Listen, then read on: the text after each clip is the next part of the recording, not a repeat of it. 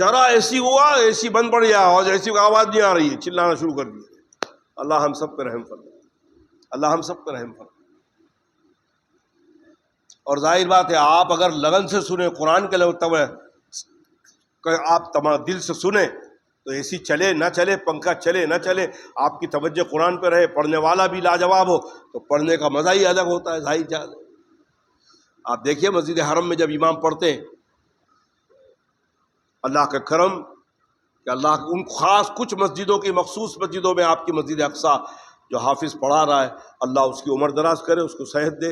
اتنا بہترین قرآن پاک پڑھتا ہے کہ اللہ تعالیٰ اس کو بس اور پڑھنے کی اس کو لذت عطا فرما.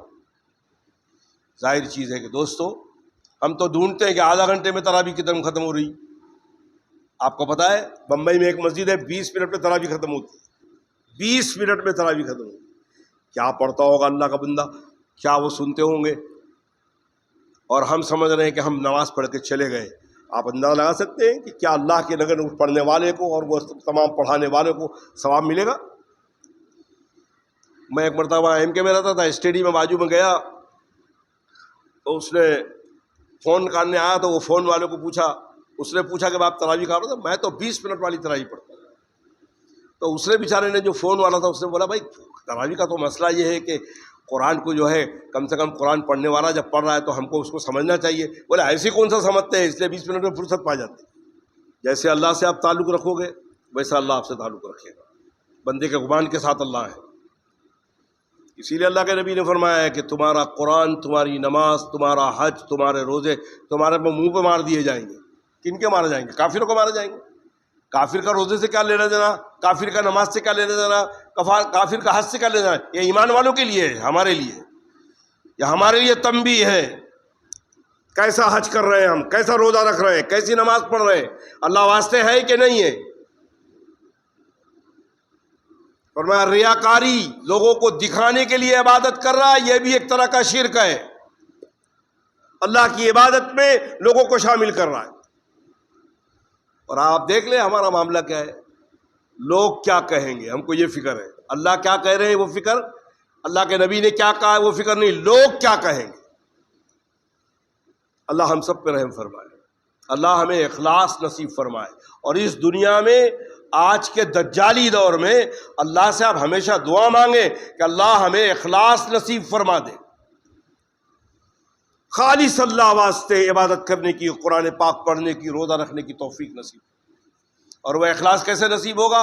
1 مہینہ اللہ رب العالمین روزے کی ٹریننگ کراتے, سحری سے افطاری تک تمام جائز خوراک, تمام جائز رزق حلال ہم پر روک دیا گیا ہے.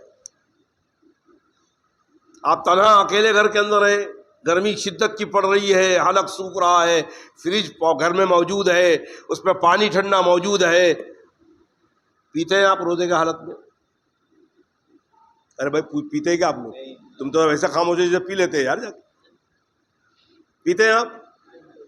کون روکتا ہے؟ کوئی دیکھنے والا نہیں ہے, نہ بیوی ہے نہ بچے, اب تنہا ہے. لیکن وہاں آیا ہے کہ اللہ دیکھ رہے ہیں. تو شوال کا چاند نکلنے کے بعد پھر اللہ کہیں چلے جاتے ہیں کیا؟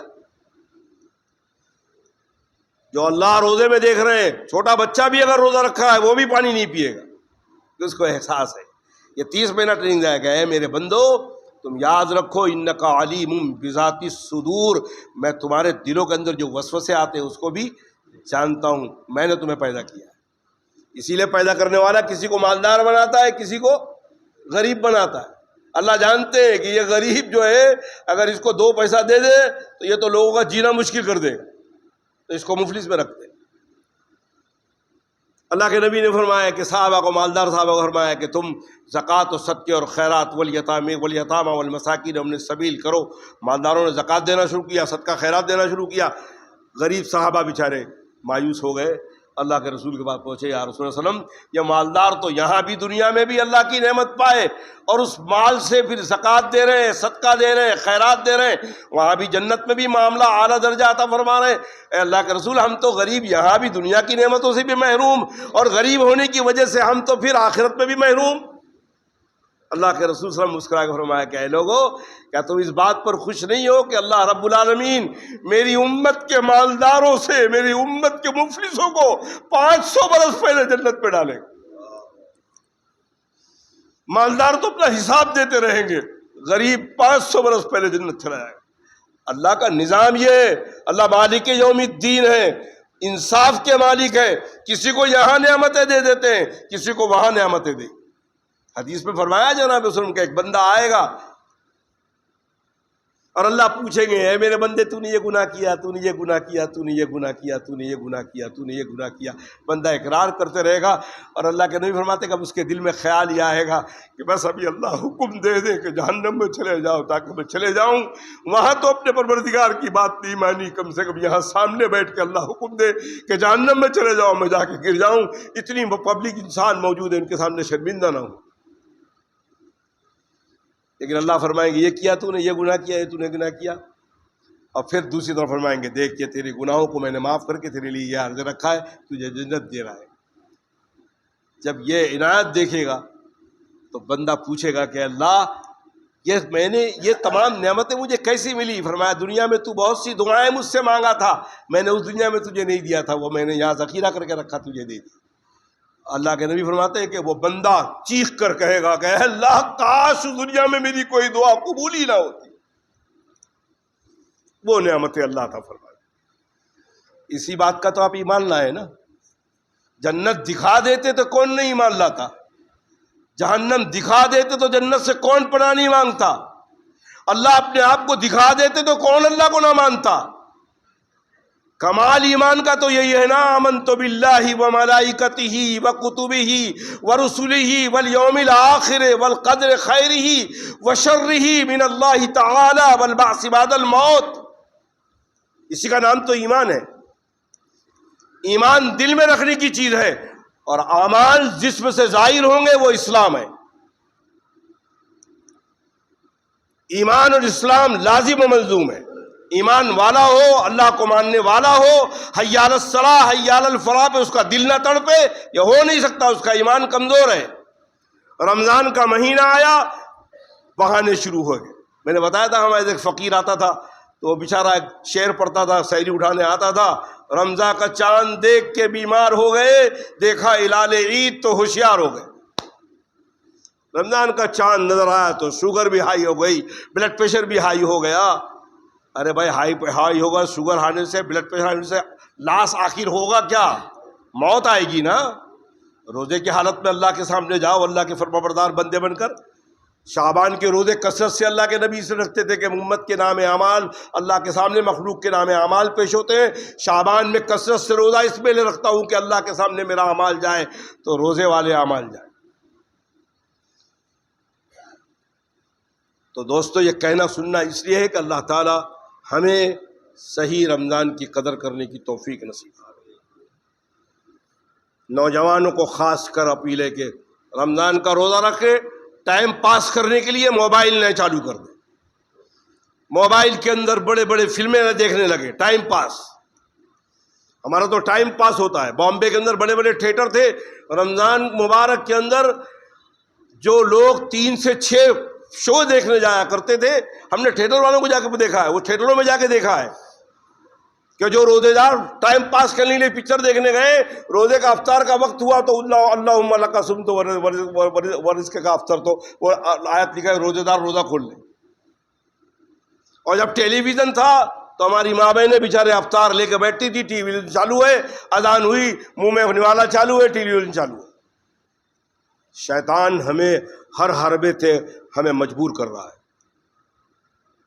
اللہ نے رحم فرمایا کہ شیطان شرکش شیاطین کو ہم رمضان میں قید کر لیتے ہیں، لیکن جو 11 مہینہ نفس آپ کا شیطان بنا ہوا ہے، وہ نفس تو آپ کو گمراہ کرتے رہتا ہے۔ اتنا آسان ہو جاتا ہے نیکی کرنا رمضان کے مہینے۔ دیکھتے ہیں بچہ بھی بیچارہ کھیلتا ہے کرتا ہے، لیکن اس کو پانی کرنے میں روزہ ہوں، ابھی وہ روزے کو جانتا نہیں ہے۔ ہم بالغ تو جانتے ہیں نا کہ روزہ کیا ہے، اللہ کی رضا، اور کائے کے لیے روزہ رکھا گیا؟ لعلکم تتقون، تاکہ تمہارے اندر تقویٰ آ جائے۔ تقویٰ کیا ہے؟ اللہ سے ڈر، اور ایسا ڈر رکھنا کہ اللہ کے حکم کا احتیاط کرنا، اللہ ناراض نہ ہو جائے اس بات کا احتیاط رکھنا۔ مسجد میں آپ انٹری کیے تو مسجد میں یہ ہے کہ دو طریقے سے نماز پڑھی جائے، یا تو اللہ کو ہم دیکھ رہے ہیں یا اللہ ہمیں تو دیکھ ہی رہے ہیں۔ تو مسجد میں آنے کے بعد تو ایسا لگتا ہے آدمی بیٹھتا ہے بہت ادب سے بیٹھا ہے کہ اللہ دیکھ رہا ہے، اور نماز ختم ہونے کے بعد جب جوتا پہن کے باہر نکلتا ہے اتنا بڑا مجمع بیٹھا ہے، آپ یقین سے اپنے دل سے بتائیے کہ مسجد سے باہر نکلنے کے بعد کیا پھر یہ کیفیت جو مسجد میں رہتی ہے کہ اللہ ہمیں دیکھ رہا ہے، چپل پہن کے جب گیٹ کے باہر نماز کے بعد نکلتے ہیں وہ کیفیت رہتی ہے کہ اللہ ہمیں دیکھ رہا ہے؟ کون سی نماز ہے پھر ہماری؟ یہ صحابہ کرام رضوان اللہ تعالی اجمعین کی کیفیت ہوتی ہے۔ صحابہ فرماتے ہیں کہ ہم لوگ اذان سننے کے بعد اپنے گھر سے مسجد نبی میں پہنچنے کے بعد حالت نماز میں ہوتے تھے، ابو بکر کو دیکھتے تھے اپنے گھر سے نکلتے تھے تو حالت نماز میں نکلتے تھے۔ حالت نماز کیا ہے؟ حالت نماز یہ ہے کہ اپنے سجدے کی طرف دیکھنے کیوں بتایا گیا ہے کہ سجدے سے ادھر ادھر نظر نہیں کرو۔ ہماری تو نماز، ہم تو گھڑی بھی دیکھ رہے ہیں، ٹائل بھی لگا ہے، پوری مسجد میں نظر گھوم رہی۔ میں عرب کی مسجد میں، عرب مسجد و مدن پورے میں ہے، میں عشاء کی نماز پڑھنے گیا، ایک شخص سنت پڑھ رہا تھا، اچانک میں چپل لے کے گیا تو اس نے مجھے دیکھا تو بولا کیا کر رہا تھا، اسے جلدی سے نیچے منڈی کر دی۔ یہ ہماری نماز ہے، اللہ ہم سب پہ رحم فرمائے۔ یہ سجدے کی طرف نظر کیوں رکھا گیا کہ سجدے کی طرف دیکھو آپ؟ حضرت مولانا وسیع اللہ خان صاحب رحمۃ اللہ علیہ فرمایا کرتے تھے کہ جب نماز میں کھڑے ہو تو آنکھیں پھاڑ کر، کیونکہ اللہ ہمیں دیکھ رہے ہیں، اس وقت آنکھیں پھاڑ کے ہم اپنے پروردگار کو دیکھیں، آنکھ کی پلک نہ جھپکے۔ اللہ والے تو ایسی نماز پڑھتے۔ میں نے حضرت کا پڑھا، قاضی صاحب کے زبان سنا، آپ یقین مانیے کہ میں نماز پڑھنے کے لیے یہ پلک جھپانا کہ پلک چاروں رکعت تک میں پلک نہ جھپکوں، اسی طرح دیکھتے رہوں، 17 سال لگا مجھے ان میں جا کر کہ بندہ دیکھ رہا ہے پھاڑ کے، آنکھ پھاڑ کے دیکھ رہا ہے اپنا پروردگار مجھے دیکھ رہے ہیں تو میں اللہ کو دیکھوں۔ جب یہ کیفیت ہوگی تو دنیا معافی آپ بھول جائیں گے۔ آپ قرآن کی تلاوت ہو رہی ہے، 1.5 گھنٹہ 2 گھنٹہ آپ گھڑی دیکھ رہے ہیں، وہاں یہی سوچ نہیں ہے کہ میرا گھر ہے، میرے بچے ہیں، دنیا ہے، اللہ کا کلام سنتے چلے جا رہے ہیں۔ اور اس پر سمجھنے والے ہوں تو پھر جہنم کی آگ آ جائے تو آنکھ سے آنسو بند نہیں ہوتے، جنت کی خوشبویاں آ جائیں تو خوشبو مسکراہٹ بند نہیں ہوتی۔ اللہ کرے کہ اللہ ہمیں قرآن پاک سمجھ کر پڑھنے کی توفیق نصیب فرمائے۔ ترجمے لگے ہوئے، ایک پارہ روز ایک رکوع پڑھیے، سمجھیے تو کہ اللہ آپ سے کہہ کیا رہا ہے۔ یہ ضابطۂ حیات ہے، یہ مرنے کے بعد احصال ثواب پہنچانے کے لیے، قرآن خوانی پڑھنے کے لیے نہیں رکھا گیا، یہ آپ کو ضابطۂ حیات ہے۔ پیدا ہونے سے لے کے مرنے تک کی پوری زندگی آج اس ضابطۂ حیات کو یہود و نصارہ، ہم امام رازی رحمۃ اللہ علیہ کی تفسیر پڑھ کر سائنسداں اور یہودی دنیا کی پوری ترقیات ہمارے قرآن سے لے کے کر رہے ہیں۔ یورپ کے اندر سائنسدانوں نے یورپ میں میٹنگ کی تھی، سال بھر کے اندر 360 دن کے اندر کم سے کم کتنے دن بندہ بھوکا رہے تو اس کی صحت کے لیے کامیابی کی دلیل ہے۔ اس کی میٹنگ پاکستان سے ایک ڈاکٹر مسلمان گئے ہوئے تھے، وہاں پر یورپین یہودی سائنسدانوں نے یہ کہا کہ کم سے کم 27 دن تک، سال کے اندر 27 دن تک کھانا پینا سب بند کر کے 27 دن تک بندہ ایسے رہے تو اس کی صحت کے لیے فائدہ مند ہے۔ وہ مسلمان کھڑا ہوا اور اس نے کہا کہ یہ آپ کہہ رہے ہو، الحمدللہ ہمارے نبی نے تو 1500 سال پہلے 30 روزے اللہ کے حکم سے ہم پہ فرض کر دیے۔ سائنسی لحاظ سے بھی، ڈاکٹری لحاظ سے بھی یہ فائدہ مند ہے۔